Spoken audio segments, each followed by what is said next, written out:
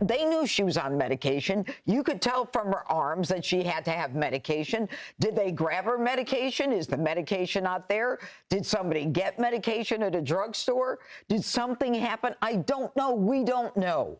And when she continues to ask the abductors to make contact, we don't know if there's backdoor communications going on. Welcome back to Sunday Night in America. Being the victim of a violent crime is often the most stressful event in anyone's life. So add to that underlying medical conditions and what appears to be an injury serious enough to leave a blood trail. Time is always of the essence in a kidnapping, but doubly so when the victim has serious medical issues.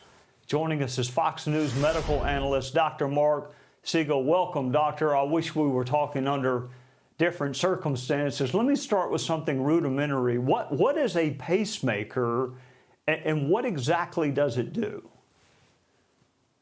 The pacemaker tray, good evening, is self-contained, meaning it's just under the skin, and it basically sends pulses to the heart to beat on a regular basis. And that is usually put in if there's been stoppages of the heart or slow down periods of the heart or rapid periods of heart beating that you want to override. Those are the reasons for a pacemaker. Any one of those things. If you have an unusual rhythm or a slow rhythm or stops in rhythm, that's why you've got one. It's self-contained and it's got a battery that lasts a while. So I'm not concerned about the pacemaker itself. I'm just pointing out why it would be there. And the underlying conditions, as you just pointed out, become more of a problem with all the stress that someone under this situation, like Nancy Guthrie is under, especially at the age of 84, I would have a high level of concern. All right, Doc, there are some daily medicines which I would describe as helpful, and there are some daily medicines we take that are absolutely essential. They're critical. What are some critical medications, and what happens if the patient does not receive those medications on a daily basis as prescribed? Let's talk about that. And you heard Janine Perot say just before I came on, we don't know if some medicines got there or didn't get there. If she has difficult to control high blood pressure, and we know she has high blood pressure, the family has said that, then you have to get your medicines or you can get a rebound high blood pressure. And if you have underlying heart disease, that's a risk. And it may also be helping the pacemaker control the heart rate. Another risk, if you have angina medicines, because it's also been mentioned that she has heart disease, if we're talking coronary artery disease and you need medicines to prevent angina occurring, that would be particularly worrisome in a position like this, because you know what brings on angina is stress.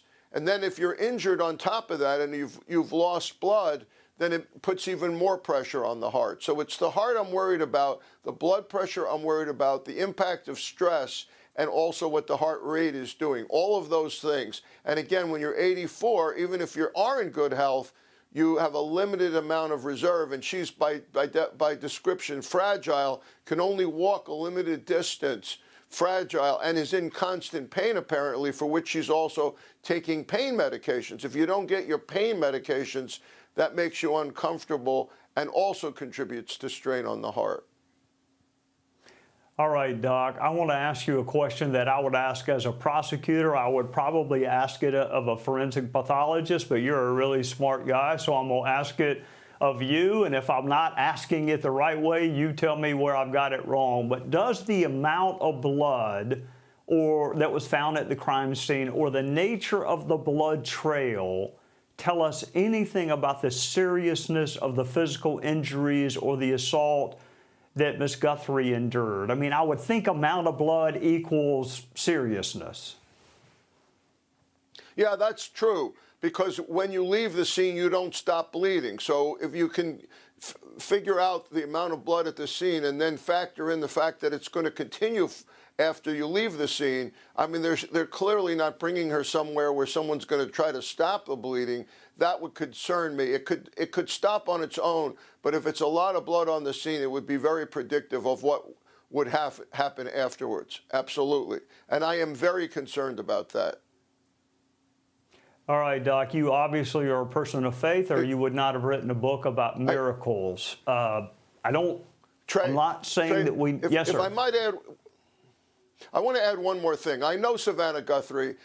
Before I came to Fox, I was on TV with her. She is a really kind human being, like you said, a really sweet person, and we wish the best for her and her family and pray.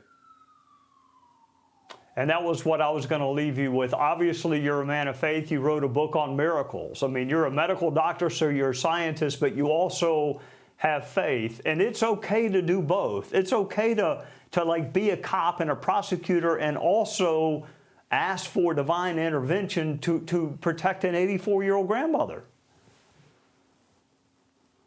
And may God intervene in this case and bring her back to her family. Absolutely.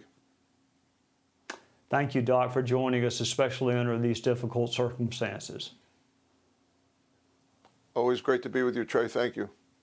Hey, Sean Hannity here. Hey, click here to subscribe to Fox News YouTube page and catch our hottest interviews and most compelling analysis. You will not get it anywhere else.